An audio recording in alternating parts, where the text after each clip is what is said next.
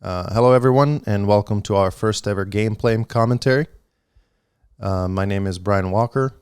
I'm the founder and CEO of Bridgeverse, and today we're going to take a look at one of our first gameplay prototypes, which is in collaboration with the Bunny Buddy community. Also joining me today is Farah, our VP of Bridgeverse Gaming. We got Halvor here as well, our creative director, and Justin, who is in charge of Bridgeverse community and game experience. Welcome, gentlemen. Glad that you're here. It's good to be here. It's exciting. Awesome, guys. So, look, a little bit about the video, guys, that you're watching right now. One thing is important to kind of note that this is a very early prototype and kind of an early stage game build.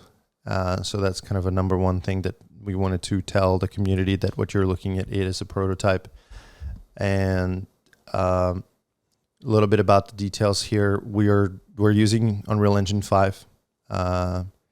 In fact, we are using our kind of own fork of Unreal Engine 5. We're calling it BV-UE 5.3 because this is our, I think, third version of the fork that we've created. And since we got Justin here, who also happens to work at Epic Games, maybe Justin, you can talk about just briefly a little bit about what a fork is and what the game engine, Unreal Engine, just to give some of the people that are watching this, kind of give them the idea of what they're looking at and what a fork is and what it means for us.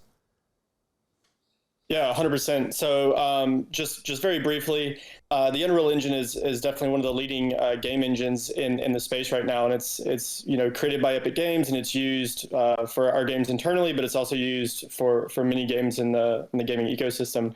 And to kind of cover, it's a bit of a simplified form, but basically what a fork is if you want to use a general code base that someone else has created, there's two ways you can go about that. You can either use and import what someone else has built, and you're kind of staying up to date with the versions and the new things that they create. Or if a code base doesn't actually have what it is that doesn't have some functionality that you need from it, then you can do what's called forking off of it. So you're kind of creating, I guess, your own path with that code base, and then you can build upon it, enhance it, and add your own functionality. And you don't want that to update and lose all of the stuff that you've built into it if the original creator adds more functionality or updates it. So yeah, we have our own version of Unreal, and we're able to kind of build on it and enhance it and add our own functionality, which has been a big part of the incredible things that we've been able to achieve here. All right. Well, thanks for clarifying that for some of the viewers here.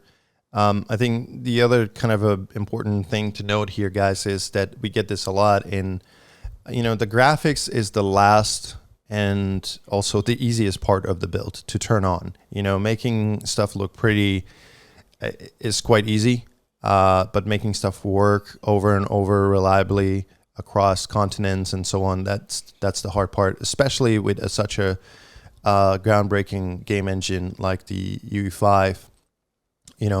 Having anything ready for deployment in terms of public release has been extremely difficult, and we've been really hard at work with the programming team and Farah's team, really, and just everyone at Bridgeverse to making something as simple as what you're kind of watching, this little gameplay shooter, to making it work reliably through a web browser as well as download client. So this is really important to note that, like, in about 10, 12 days, we're going to release another version, guys. And another version, obviously, for the Bunny Buddy community, guys, you'll be able to see the characters in much more detail with their interactive fur and hand movements and gestures and facial expressions, as well as some of the traits. We'll also implement some of the collection color scheme of the characters, and just give it a more overall realism feel of the bunnies. We are in this video gameplay. It's actually Halvor and Farah playing against each other via a web browser.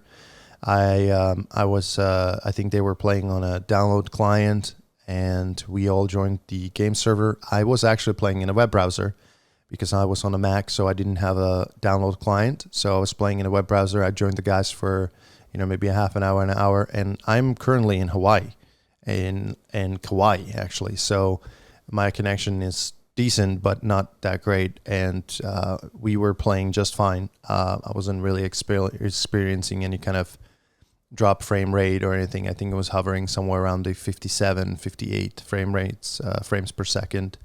So it's pretty smooth. There's definitely a lot of issues that we can cover also while watching this video with the team quickly. And we did in this video, we do have the kind of two main key features enabled, which is extremely difficult to do. And we were really happy that we were able to do this. And that's called Nanite and Lumen. And Lumen is basically a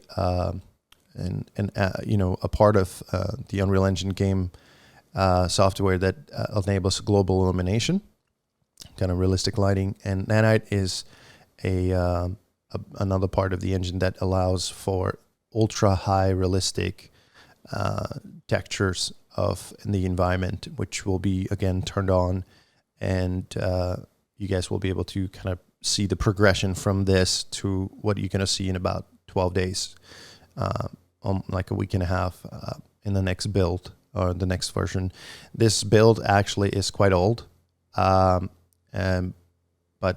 we are using it basically just to kind of prototype a lot of the game mechanics and a lot of the code. So this is an arena that we put together just for fun, for our internal use, to just kind of, figure out a lot of little different mechanics. And then, like I said, making stuff look pretty is quite easy. So we'll definitely see a huge improvement on that level in the next build, and maybe a next build after that. And then hopefully you guys will get to play the beta version in just a few weeks here, leading up to this, through a web browser or download client. So with that being said, I got Farah and Halvor here, guys. And this is, I think, the character that we're following that's just getting hammered. I think that's Farah playing against Halvor, having a lot of fun. Do you guys want to take turns and give a little bit of a commentary about the gameplay, where we're going, and what it needs, and what it has, what it doesn't have? And then Justin, you feel free to chime in with your take on some of this stuff as well. Yeah, sure. Here is Halvor punishing me like many times, and it's just I would say it's one of the first iteration of the gameplay, and we didn't kind of craft the whole ballistic, and right now it's just mostly, like how Brian said, like networking job, and like we're mostly programming the infrastructure of the game. Visually it's not like final, but we still kind of having fun with Halvor. We spend in a game more than 2 hours, and it's really fun. I think, Halvor can take it from here. Yeah, no, I think definitely we had a blast actually just hopping on and playing this, and I think all of us have that gamer gene inside of us, at least to some degree. And for me, I've been a gamer nerd my whole life, and have always loved seeing the development stages that games go through, and so to be able to be playing this one solid 1v1 game on the ground floor is really an exciting thing to see happen, and I can't wait to see where this continues to go and develops once we start adding in the additional textures and bullet mechanics, things like that. But for what it is right now, we went through that phase where you're talking a little bit, trying to figure out the game, etc. But once you get used to it, you'll have those moments where it's just dead silence, and me and Far would just be sitting there playing, clicking around for about a solid minute straight because we're focusing and intense, and then eventually one of us will get the kill, and we're laughing and hollering. And I think that it just brought me back to some of those classic, video game days, like on Halo, or sandbox game mode on Halo, where you can just kind of create your own game and have fun in the environment. That's kind of what it felt like a little bit playing on this. Being limited to just a prototype game allows us to just revert back to the simple basic roots of what gameplay is really all about, which is just having fun with your friends. And so I think this does a great job of that. And Far and I obviously had a blast playing it for a couple hours.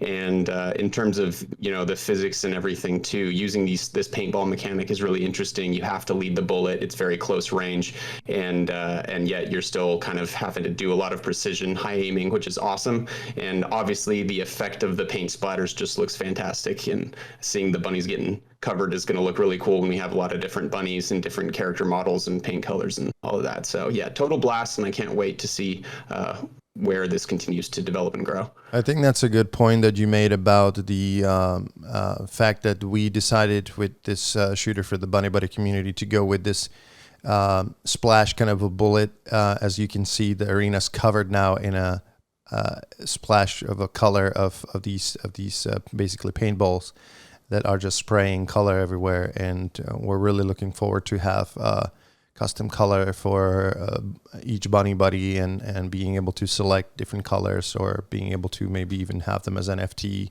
as your own unique kind of a color of a bullet. And the paintball mechanic is kind of, somewhere between the realism of what we're trying to achieve here was something between the Counter-Strike, which is a very, very ultra realistic kind of aiming, targeting, and like something like Warzone, where it's a little bit more arcadey. So the paintball mechanic is something that we decided that we're going to go forward with for the Bunny Buddy community, and it seems to be working out really fun, and it's really exciting. So for the mini game, early access, beta testing, and some of the stuff that we're going to be doing with this game going forward, these mini arenas, these Halvor, speedball arenas, we're gonna get a lot of fun here. You can see the character of Halvor running around in front of Farah, completely covered in paint. Is really fun to just watching it. And we got Justin here also, who happens to be he's pretty deep and in with the Bunny Buddy community. He's got a lot of good friends there, and then does a lot of community, announcements and things like that, especially with the partnership with Bridgeverse. So, Justin, what are you seeing here, running around bunnies, shooting at each other? Dude, the biggest thing that stands out to me is how much fun I have just watching it. That's no excuse. I still want to build for this. I want to participate in this. I'm very excited to get my hands on the game. But one of the biggest things about games and the success of the games and how how long it lasts, or just a general I guess how enjoyable it is for people to participate, is how fun and engaging it is for playing with friends, right? And so just being in the NFT space in general, everything is built on the foundation of community. And I absolutely cannot wait to hop in here and play with some other people in the Bunny Buddies community, because it definitely is a huge standout to me of just how fun this game is to watch. So I can't even imagine what the playing experience is like. And also, we've talked a lot about the prototype and, oh, this is a more simplified prototype and various things like that. But let me tell you, I'm in the gaming space, and I've seen prototypes with literal stick figures before. So, yes, this isn't a finalized version by any means, but this is still so incredible to see in the context of a prototype.